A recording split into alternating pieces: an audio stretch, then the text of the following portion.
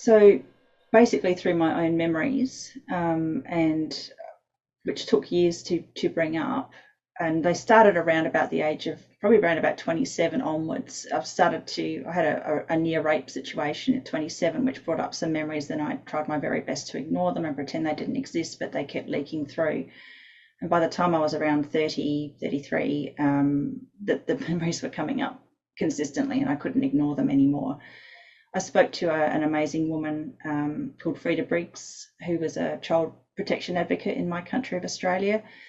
She helped me to a degree, but a lot of that was just basically self-discovery. I wrote a lot of things down and I started making statutory declarations to police in 2006 when I was 33. And it just sort of led on from there. My memories came up sequentially in order of horror. So the worst ones came up last, and they tended to be the ones that were the most shame driven, particularly the MK Ultra ones were the ones that I found most difficult to deal with. So I was born into a cult family. So my father is a Freemason, Satanist, Rosicrucian, and he was also an ASIO operative. So ASIO in my country of Australia is the equivalent of the MI6 or CIA. So they're intelligence operatives. He had an old brick kiln turned telecommunications bunker under the shed of our property where I grew up, and he had Morse code and other equipment down there where he would communicate with people. They led to tunnels. Those tunnels led to other bunkers in the area and other underground kilns that had been turned into cold stores and then turned into World War II bunkers in a mandate in 1938. And so I was abused and trafficked through those tunnels to those places as well. So I basically just was born into it and there was no escape.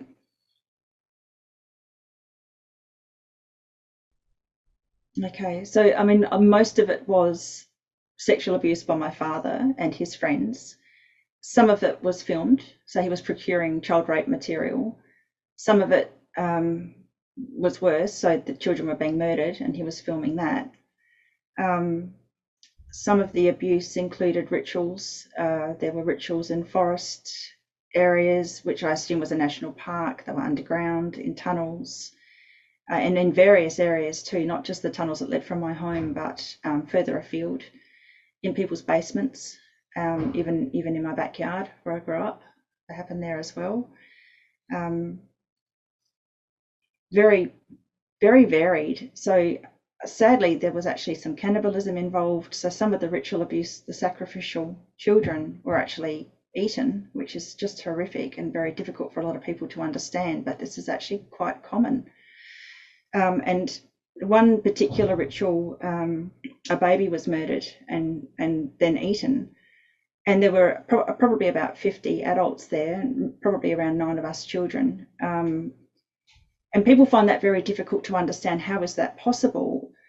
There would have to be some major conspiracy cover up for all of those adults to keep this quiet. Well, it's a bonding ritual for them all. They all have information on each other. They have this, compromising material.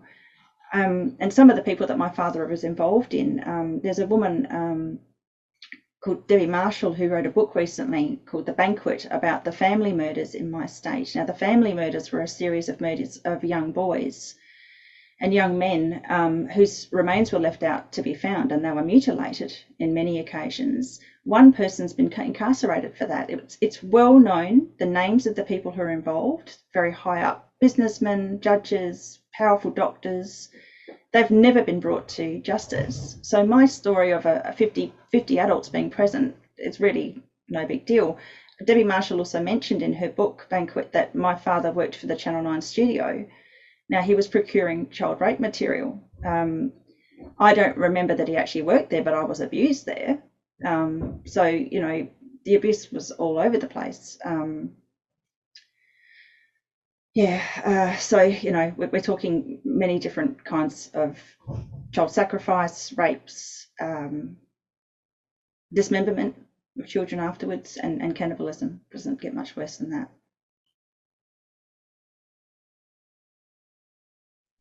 So one of the elements of my abuse was I was being studied So I was being medically studied. I had a lot of electroencephalograms as a child, where you put a cap on the head and there's a lot of electrodes coming out.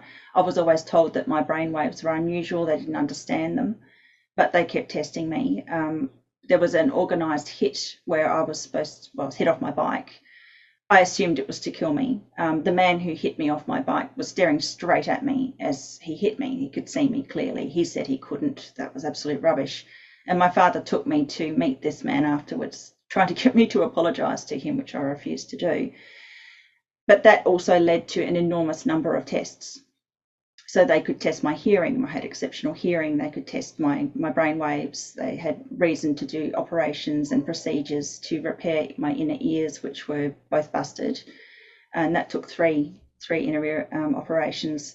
I don't really know what else was happening while they were doing those things. So, that would have been an opportunity to do other things as well. A lot of the testing that I was put through had to do with psychic ability. So they were particularly fascinated, my father and his cult, with psychic ability, especially in children. And I had gifts, and I actually do that now as a living. I've turned things around because I figure, well, if I've got this ability and I've been trained in it, why not use it for good for me, to benefit myself and others. And that included remote viewing, and what I'm able to tap into transcends time and space. So I can pick up from the Akashic record a person's timeline, past, present, and future, so I can give accurate predictions of the future. And that was something that was also, they're absolutely fascinated by when I was a child. But the experimentation didn't end there. There was also experimentation with prions. So the experimentation was not just the psychic stuff, it was medical as well. So in order to make me comply to what my father, generally was my father that wanted me to do things, I would be told that I would die. But that didn't, after a while, that fear, because I had many near-death experiences and went somewhere lovely when I passed over, or when I felt that I was somewhere else, I didn't have that fear anymore. So then it would be one of my family members would be taken out. Specifically, they would threaten my mother because I was close to her, or one of my younger family members that I felt protective of, and my pets. So that was another way to make me comply. There were attempts to do things like shame me and threats to make me walk around naked. Those sorts of things didn't worry me. It was worrying about the deaths of the things and people I loved.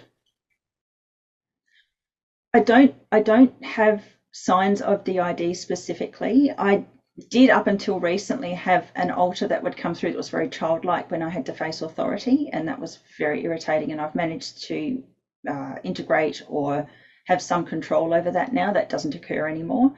There is also another alter that was like, I would describe as possibly a super soldier alter, perhaps, something that they were trying to bring out in me that I also have complete control over at this point.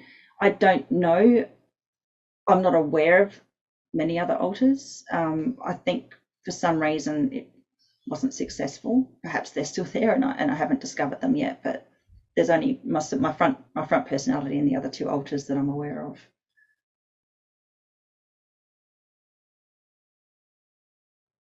Probably the worst experience was the baby ritual that I mentioned earlier. There was another that was much more long-winded and horrible, where a child was kept captive. My father had an underground situation with the house that I grew up in, and he kept a captive for months, on and off.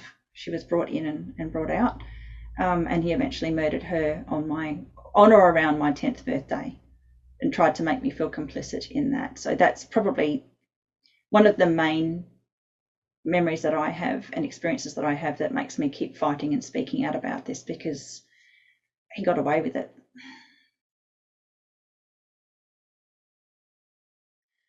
So if there was one thing that I wanted to share, it would basically be we need to get this information out there, because children are still being abused. And while we, a lot of survivors find it very difficult to speak out.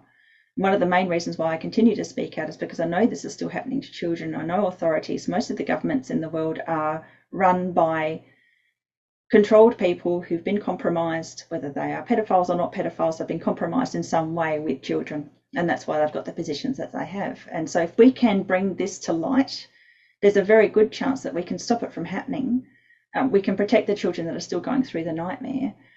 And all we really need, as I mentioned before, there's an amazing woman, an advocate for children called Frida Briggs, who's now passed away. And one of the things that she said to me was that we just need one generation of children that don't get sexually abused, and we could pretty much stop the whole scourge of pedophilia, because a lot of pedophiles are created through child abuse.